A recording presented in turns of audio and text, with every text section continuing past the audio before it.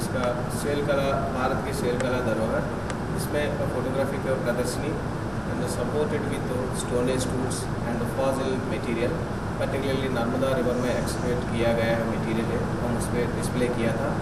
And stone tools homo erectus model को भी अरुण सोलंकी जी ने डिस्कवर किया, उसको भी उसमें डिस्प्ले किया था। सो लगभग 13 राज्यों का सेल कला धरोहर का फोटोग्राफ्स हम इस एग्जीबिशन में उपयोग किया। उसमें जो रॉक आर्ट टाइप्स है, कई प्रकार का है, पेंटिंग्स है, पेट्रोग्लाइफ्स है, एनग्रेविंग्स है, ब्लूजिंग्स है, जो ये सारे प्रकार का विस्तृत जानकारी उसमें हम दिया गया है। एंड जो उस मुख्य उद्देश्य है सेल कला धरोहर काफ़ी महत्वपूर्ण प्राक चारित्रिक हिस्ट्री है। उसमें जो सेल कला धरोहर है वो भी एक महत्वपूर्ण अंग है, जो हम की प्राचीन चरित्र को कैसे हम समझे थ्रू की सेल कला पेंटिंग्स का माध्यम से हम प्री हिस्टोरिक आदमी का आर्ट है, उस समय का जो लाइफ है, उस समय का जो स्ट्रगल है, उस समय का उनका पूरा लाइफ एक्टिविटीज़ की एग्जीबिशन से हम काफ़ी कुछ ग्रहण कर सकते हैं। इस मानव संग्रहालय में लगभग 36 रॉक शेल्टर्स है, उसमें पेंटिंग्स है, उस पेंटिंग्स भी सपोर्ट करते हैं उस दूसरा स्टेट्स का है। पर्टिकुलरली जो लगभग ज़्यादा रॉक शेल्टर्स सेंट्रल इंडिया में है, विंध्य सातपुरा रेंजेस में है। पर्टिकुलरली भीमबेटका में हम विशेष प्राधान्य दिया है। भीमबेटका में लगभग 500 रॉक शेल्टर्स है, इसलिए उसका विश्व धरोहर घोषित किया है।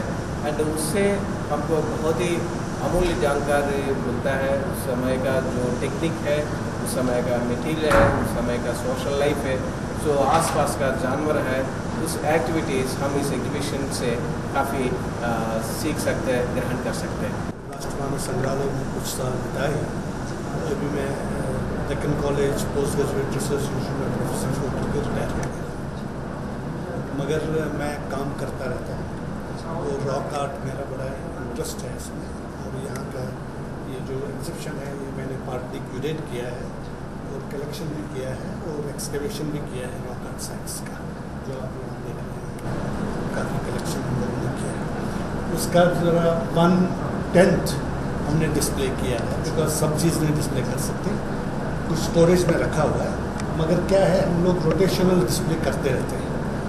कभी किसी वक्त किसी चीज़ का दिखाएंगे, दूसरे टाइम दूसरे साइड का दिखाएंगे, ऐसा करके, ताकि लोगों को थोड़ा इंटरेस्ट रहेगा इसमें, पता चलेगा वैरायटी क्या है, डेंसिटी कितनी है, कितना रॉक आर्ट है।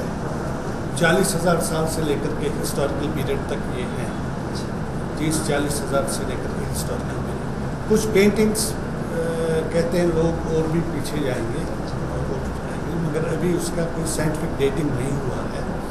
जैसे आर्ट का अभी वो क्यूब्यूल्स मिले हैं, आर्ट के एनग्रेविंग्स, वो कहते हैं वो 1 मिलियन ईयर तक जा सकता है, मगर अभी उसमें ज़्यादा पेंटिंग काम नहीं हुआ है।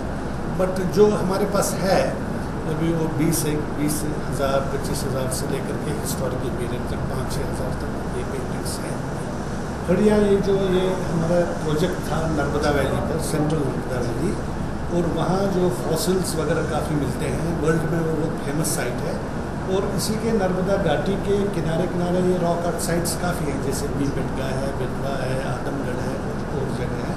और ये फॉसिल्स हम लोगों ने एक्सकेवेट किए हैं, क्योंकि पुराने ज़माने में यहाँ काफ़ी एनिमल्स, जानवर वगैरह रहते थे, और वो जो मर गए तो उनके पूरा स्केलेटन वगैरह फॉसिलाइज हो गया, वो पत्थर जैसे बन गए, तो वो हम लोग एक्सकेवेट करते हैं, निकालते हैं। उससे हमको ये पता चलता है कि पुराने ज़माने में 1 मिलियन 1.5 मिलियन साल पहले कौन कौन से एनिमल्स यहाँ थे, कौन नए एनिमल्स आए हैं, कौन एक्सटिंक्ट हो गए हैं और कैसे वो एक्सटिंक्ट हो गए हैं।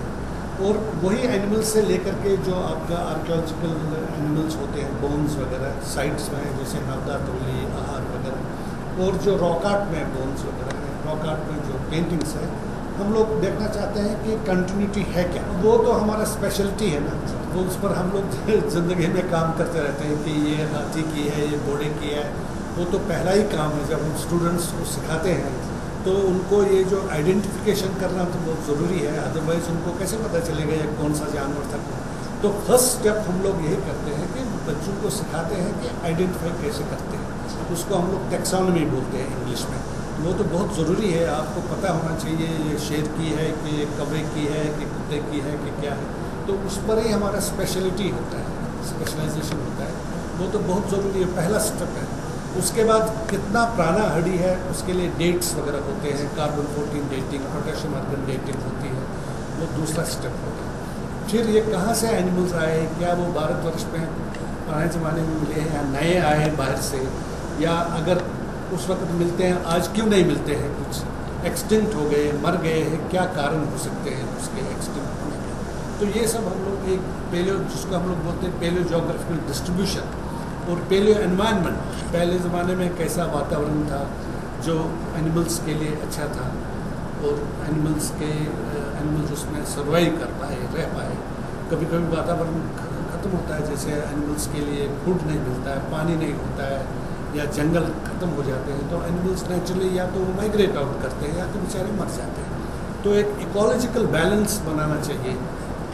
तो जैसे बड़े एनिमल्स छोटे एनिमल्स को खाते हैं, छोटे एनिमल्स प्रोडक्शन में ज़्यादा होते हैं, इनका रिप्रोडक्टिव सिस्टम ज़्यादा पावरफुल होता है।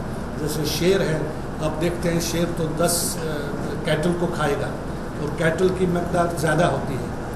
तो ये एक नेचर ने बैलेंस बना दिया है, जितने छोटे छोटे एनिमल्स खाए जाते हैं तो इसलिए ज़्यादा प्रोडक्शन वहाँ छोटे एनिमल्स कर सकते हैं। बड़े एनिमल्स जो हैं कार्निवोर्स हैं, टाइगर वगैरह, वो ज़्यादा नहीं मिलते क्योंकि वो छोटे एनिमल्स के ऊपर ही वो सबसिस्ट करते हैं, उसके ऊपर ही उनका पूरा ज़िंदगी रहता है। तो ऐसा नेचर ने क्या किया है कि हैबिटेशन में जैसे ये ट्रीज़ वगैरह होते हैं, छोटे छोटे एनिमल्स होते हैं, पानी रहता है, ये सब जो इकोलॉजी बैलेंस होता है, तभी तो कुछ एनिमल्स थ्राइव कर सकते हैं। तभी तो जब अर्ली मैन आया साइट्स पर बैठने लगा, वो कहाँ बैठा, उसने कहाँ ऑक्यूपाई किया, जहाँ पानी नज़दीक हो, जहाँ उनको थोड़ा खाना मिलेगा, एनिमल्स मिलेंगे, जैसे ट्रीज़ वगैरह सबसिस्टेंस के लिए मिलेंगे।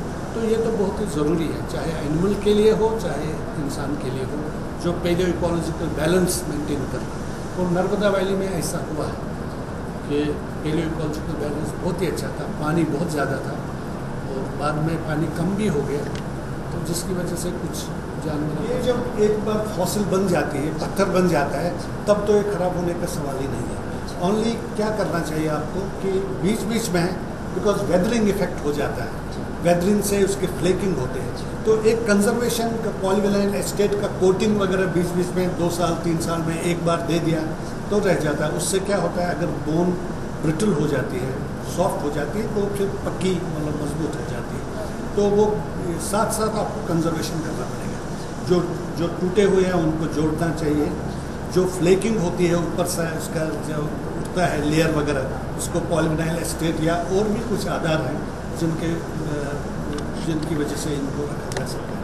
ये तो जब ये पत्थर बच जाता है तब तो इसका ज़्यादा डिस्ट्रॉय होने का सवाल नहीं होता।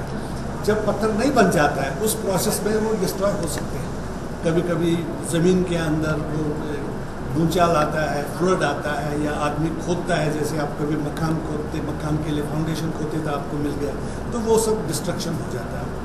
बट एक बार जब ये पत्थर जैसा बन गया तब इसको डिस्ट्रॉय होने का बहुत कम चांस होता है, मगर आपको इसको कंजर्व करना पड़ेगा 2 तो 3 साल में।